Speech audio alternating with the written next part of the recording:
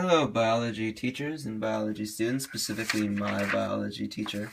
My name is Milo, and I'm here to talk to you about DNA replication. DNA comes in the form of a double helix, which looks kind of like a twisting ladder, and it has to replicate itself for the sake of growth, healing, and reproduction. So it's really important for all the things that live. But how does it replicate? Well, it starts off as a single strand, of course, and here comes in the enzyme helicase, which separates the double-stranded DNA into two individual strands so that the strands can be copied.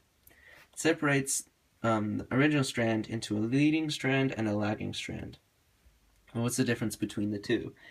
Well, a leading strand's ends move from 5 to 3, or from phosphate to sugar, like you can see, 5 to 3. And a lagging strand is the opposite. It moves from 3 to 5. And that's very important for how they're going to copy themselves. And DNA polymerase is what builds the bases for both of the strands, and it moves very smoothly in the direction from 5 to 3. So in the leading strand, it can just rebuild itself very easily because it goes from 5 to 3. But the lagging strand, since it goes opposite, it can't do that. And so what's going to happen is DNA primase, which is an enzyme, is going to lay down short segments of DNA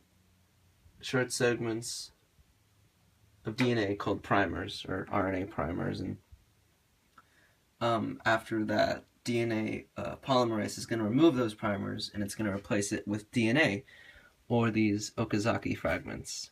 And the reason why it puts down Okazaki fragments is because DNA polymerase has to move in like a little bit by little bit, so it forms like these little fragments, and then the enzyme DNA ligase comes in and joins these fragments together, connects the Okazaki fragments, and then fully forms the lagging strand.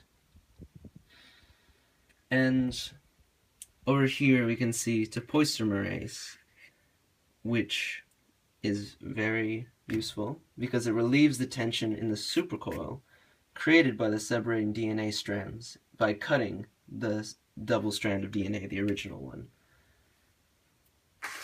And this is an example of semi-conservative replication. And what that is it's when something produces two copies, and each containing one copy of the original strand and one new one.